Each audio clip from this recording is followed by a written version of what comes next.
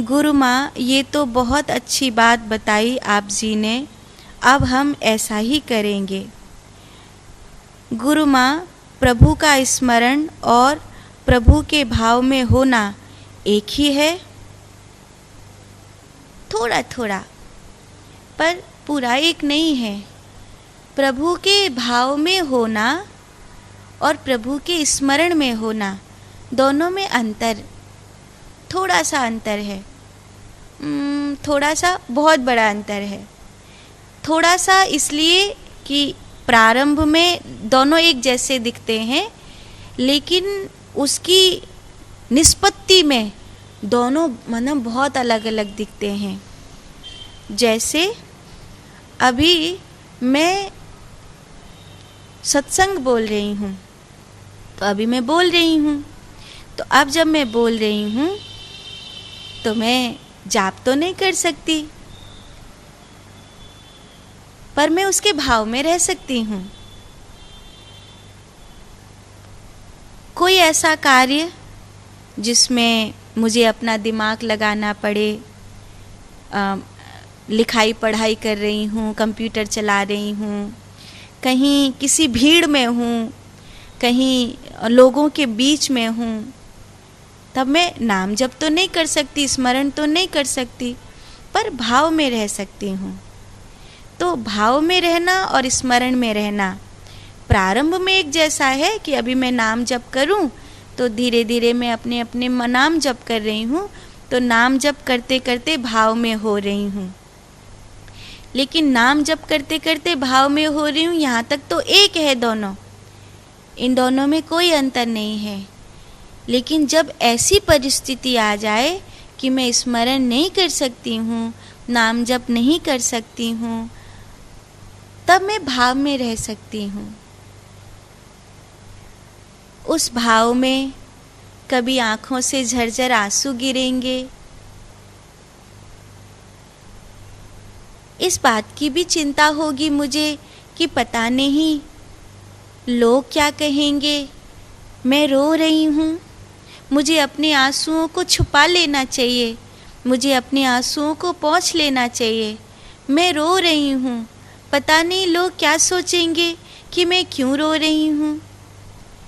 और कई बार बड़ा प्यारा मुस्कान भरा एक हंसी है, पर फिर दुनिया को देखकर अपनी हंसी को छुपाना पड़ता है। पता नहीं लोग क्या समझेंगे मेरी हंसी को देखकर कि ये क्यों हंस रहे हैं, क्या हुआ है, इतना क्यों मुस्कुरा रहे हैं।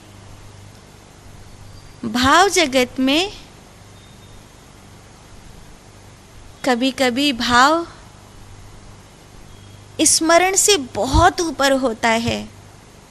मैं कुछ नहीं कर रही हूँ और मैं नाम जप भी नहीं कर रही हूँ, पर मैं भाव में हूँ। हो सकता है मेरी आँखों से आंसू बह रहे हों, ये सोचे बिना कि लोग क्या कहेंगे, और मैं भूल गई कि यहाँ मेरे आसपास कोई है।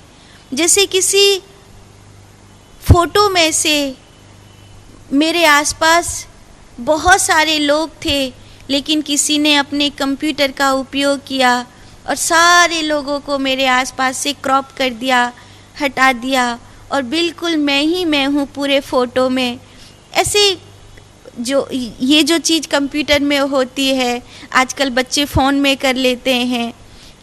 आपने एडवर्टाइज़ भी देखी होगी कि एक फ़ोन की एडवर्टाइज आती है, उसमें से एक व्यक्ति फ़ोटो खिंचा रहा है, उसके बगल में कोई दूसरा व्यक्ति आ गया या कोई सामान था उसको हटा दिया कि ये व्यक्ति अकेला इसका सामान हटा दिया, वो जो चीज़ थी वो हटा दी। एक ऐड अभी मैंने देखी थी, उसमें टीवी पे एडवर्टाइज दिखा रहे थे, किसी फ़ोन की एडवर्टाइज थी, तो उसमें वो व्यक्ति का फ़ोटो खींचता है, बगल में बिल्ली बैठी होती है, तो वो उसमें से इरेज करके उस बिल्ली को फ़ोटो में से हटा देता है। तो बिल्ली उसको ऐसा घूर घूर के देखती है कि फ़ोटो में से मुझे हटा दिया, तो वापस वो उस बिल्ली को उसी जगह पे फ़ोटो को ऐसा पुराने वाले फ़ोटो को वापस ले आता है कि अब इरेज नहीं कर रहा हूँ, बिल्ली वापस आ गई है, तो बिल्ली खुश हो जाती है।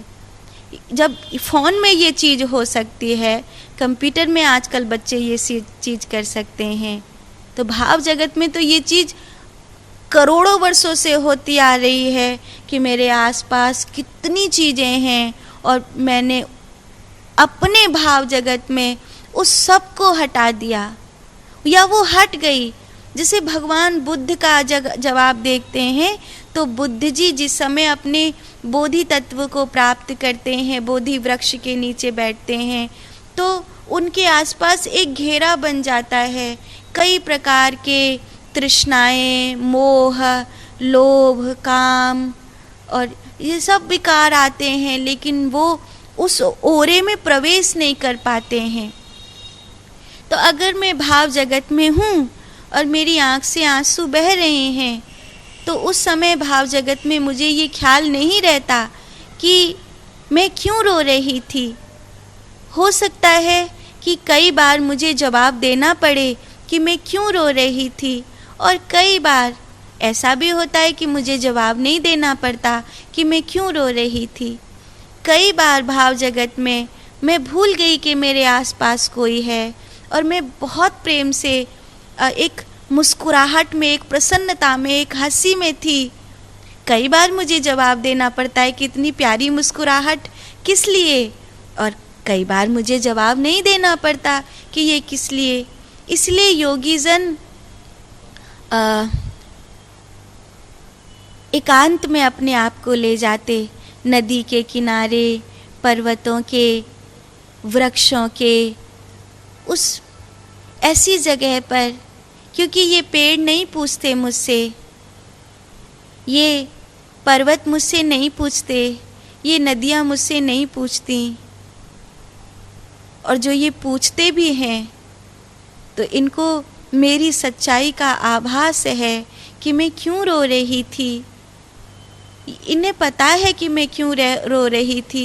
ये मेरा मजाक उड़ाएंगे नहीं, वरन बड़े प्रेम से मेरा आंसू पहुँचेंगे और मेरे भाव जगत के लिए प्रसन्न होंगे। दुनिया आंसू नहीं पहुँचेगी, दुनिया मजाक उड़ाएगी। दुनिया इस मुस्कुराहट में संग मुस्कुराएगी नहीं, दुनिया इस मुस्कुराहट को छीन लेने का षड्यंत्र करेगी। दुनिया इस मुस्कुराहट से जलेगी, दुनिया इस मुस्कुराहट के अपने अपने गलत मतलब निकालेगी, सही गलत मायने ढूंढेगी। इसीलिए कई बार भाव जगत में साधक को उस कंप्यूटर के फोटो की तरह सारी चीज़ों को इरेज कर देना पड़ता है और केवल खुद को वो भूल जाता है कि कुछ और वहाँ है, केवल उस भाव जगत में पहुँच जाता है। तो भाव जगत की ऊंचाई और स्मरण प्रारंभ में दोनों एक जैसे हैं, मध्य में दोनों अलग अलग हैं, और साधना के अंतिम छोर में भाव बहुत आगे पहुंच जाता है और स्मरण कहीं पीछे रह जाता है। ठीक है।